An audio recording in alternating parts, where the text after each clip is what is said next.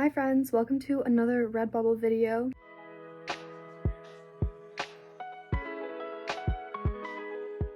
So I do have to put a little disclaimer for this one. First of all, I filmed it a few days ago, so that's why I'm wearing different clothes.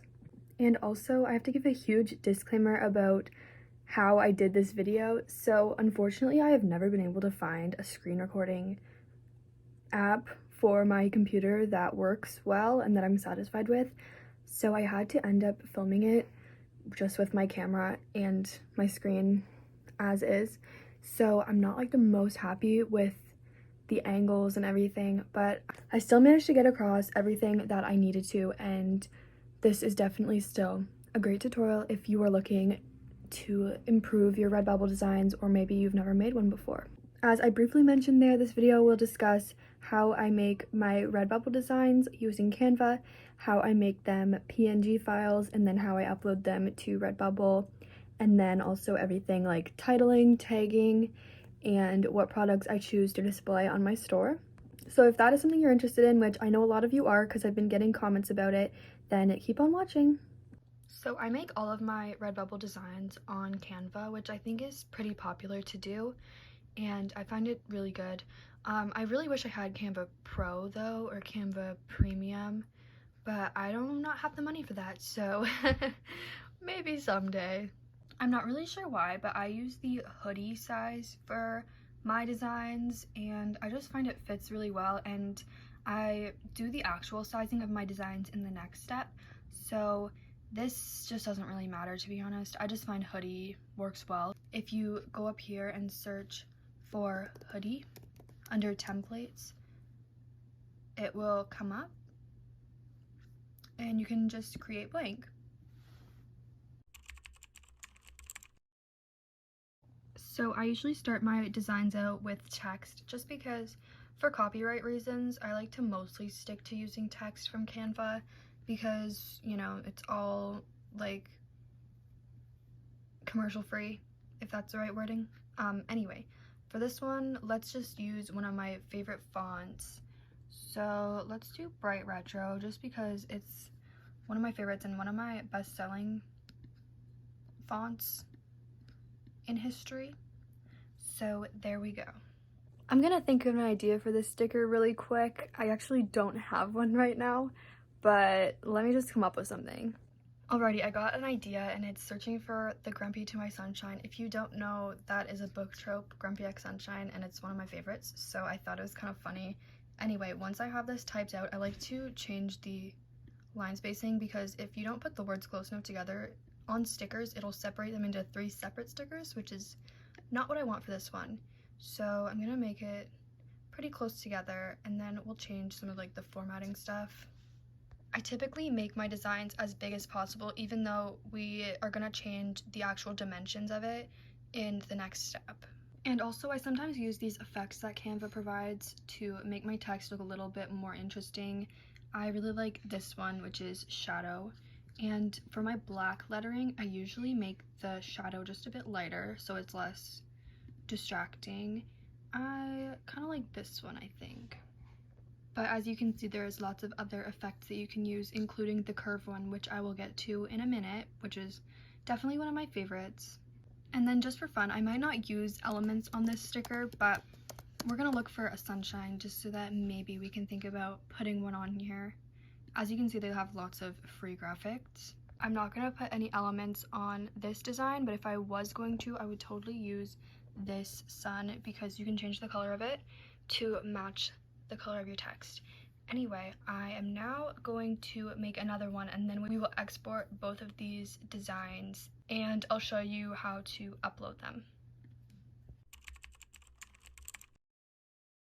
So for these curved designs, like the wavy text designs that I make, you need to start out with 2 separate text blocks because they can only curve one way, if that makes sense. I'll show you what I mean when we get to that step. I technically could have just duplicated this one. There's a little hack for you guys. So once you have your 2 texts, you need to choose something to write on them. For this example, it's going to be really simple. I'm going to put book and then lover. So on this text, I'm going to put book, and on this text, I'm going to put lover. Normally, you would have a longer saying or piece of text, and you'd have to separate it into the appropriate lengths so that your curves are the same size. But these look about the same size for me, so I'm not gonna have to split up any letters or anything like that. Now I'm just gonna make these nice and big so that we can work with them easier. Like so. Perfect. And now I'm going to curve them. So we go up to effects, scroll down, and you'll see curve right here under shape. So that looks pretty good. For smaller chunks of text, you definitely want to go as high as the curve will go, because if not, it will just not look curved enough. For longer pieces of text, you can definitely adjust that to your liking. So for this one, I'm gonna put it the opposite way. So we're gonna go -100, and you can see it looks just like that. So we get this nice wave effect. So now that we've got this, I'm just gonna center it. Maybe make it a little bit bigger just so it takes up the space nicely. And then I'm gonna do some playing around just to see if we can do maybe a shadow on it and it looks good. I think that looks really good. So yeah, that is the curved design. For both of these, just for volume on my shop, I will probably try them out in different color variations and fonts with the same exact designs, just to give people more options and to put more products on my shop. But for now, we're just gonna start with these two. So to download your designs, we go up to share and then down here to download. And then when you have multiple pages like this, we're gonna just choose page 1 for now, or else it doesn't download properly, at least not on my computer. So let's download page 1 first. And you'll see if you're on a Mac, it goes right down here. And next we're gonna go into one of my favorite hidden gem websites, which is Photopea. It's basically Photoshop, but just free. I learned about it in my content class in high school, and it's very, very helpful. So once we're on Photopea, I go to new project, and then I have gotten a lot of questions on what the dimensions of my products are, and I typically use 5,000 by 4,000 on Photopea, just because I feel like it kind of fits universally on a lot of different things really, really well. It is a bit too big for things like phone cases and water bottles, but I'll show you that it's really easy in Redbubble to fix that problem. So once we get to this page, I'm just gonna drop the downloaded image into our fresh document here, and we're gonna make it as big as possible just to fill that space, and so that you don't get products that have really, really tiny dimensions, because I have a couple that fit awkwardly without these dimensions, and it doesn't look the best on your shop. So definitely make it as big as you can. And I don't have Canva Pro, but if you do, you can completely skip this step. But the reason I put it into Photopea is to make it a PNG, so no background, no white. And that way we can put it on products without a white background really easily. So I'm gonna show you how to do that now. So the first thing you're gonna need to do is something called rasterizing the image. So make sure you're on this one, and you can see this little box here. That means that it's not rasterized. So you go to layer and then rasterize, and then that is all done, as you can see. Sometimes I delete this background layer just because, I don't know, it looks less cluttered. And then second, to remove the background, you go to the magic wand tool and then click the background of your image, and you'll see it gets a little dotted line outline, and then hit delete on your computer. And then the background is gone. I have to go in and individually delete the white spaces from inside of the letters. This is worth it for me because I don't have the money for Canva Pro, but maybe someday I will, and I won't have to do this little tedious step, but I do think it's worth it. So as you can see, I have finished with deleting all the white spaces on my design. So now we're gonna go up to File, Export As, and then PNG. and it'll ask you to like title it, which I highly recommend you do. I just call it something stupid because we're gonna call this one Sun because it'll be easier to find once you're in Redbubble. So as you can see, this is my shop and I have 79 designs so far. We're about to make it 80. So I go up here to my profile and then click add new work. That is the easiest way to do it unless you are reusing details from a different product. Then hit upload new work and it'll ask you to search for that product that we just made. So I'm gonna just type sun and I'll find it here because apparently I have a lot of items that have that in the title. There, if you search like whatever PNG, it'll come up a lot faster. So there it is. It uploads in almost no time at all. And then, as you can see, here it is in Redbubble. For the title of this product, I'm going to just make it the quote and then probably put some sort of bookish thing in it just so that it makes more sense to the algorithm. So for my titles, I also always make them all capital letters to start the words, which I'm not really sure. I just think it looks better. But I made it searching for the Grumpy to My Sunshine trope just because I feel like the word trope might make it do better in the algorithm. For tagging, we're going to go to Merch Titans, which I always link on my Redbubble videos for you guys, which will generate a bunch of free tags for us really, really easily. So this is what Merch Titans looks like, and we're gonna just type in the theme of the product, which I'm gonna say is book. And it does make you register, but I already have an account, so I'm just gonna log in. And then now we can do our search. So I'm gonna put book, get tags, and as you can see, there they are. Super helpful resource right here for anybody who makes designs on Redbubble. For my bookish designs, I typically use books, reading, bookish, bookworm, book lover, stuff like that, literature, anything that sort of goes with it. And then for this one, I'll definitely be putting Grumpy X Sunshine on there, book tropes, stuff like that, anything that people might search up. To input your tags, you are just gonna type the word and then put a comma. So I'm just gonna do books, and then that is one tag done. So here are the tags I came up with for this specific design. As you can see, they're all related to my project in some way.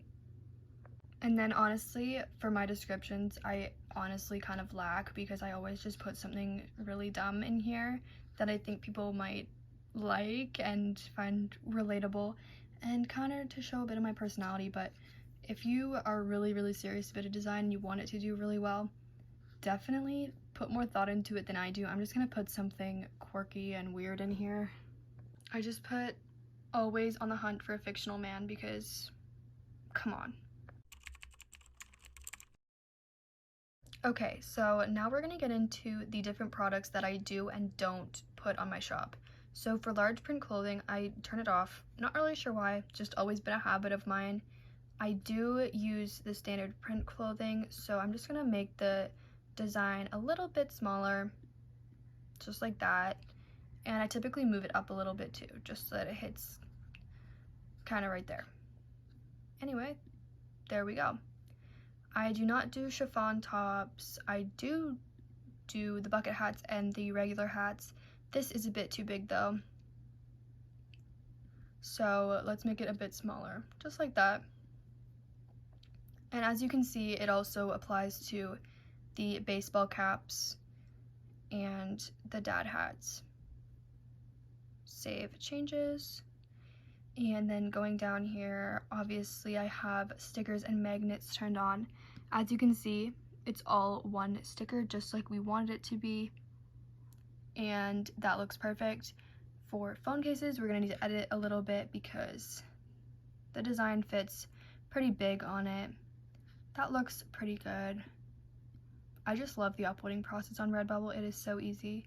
All right, that looks perfect. Let's apply it. And moving on, I don't do mouse pads. I just don't really think anybody buys them. Maybe I'm wrong. Pillows. There, that fits nicely. Maybe a little bit smaller. There we go.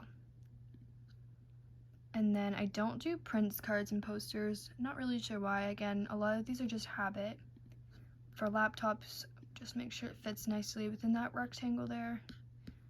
I definitely recommend you do a lot of products, but you don't have to do all of them. It's just based on your preference. I don't do shower curtains just because I don't really think anybody buys them, but maybe they do.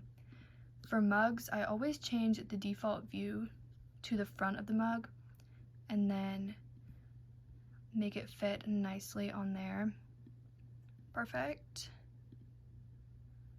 And then I don't do scarves, I don't do tablets or drawstring bags, but I do both types of notebooks. So let's just see how that looks a little bit bigger. Perfect. And you're also able to change the background color for these, but I never really do. Maybe I should start, but I honestly just like black and white a lot. And then the same thing for these hardcover ones, which I find fit a little bit weird. You always have to kind of move your designs a little bit more left than you think you would to make it centered. See what I mean there? But that looks good. And I don't do clocks because I think they're silly, but again, to each their own.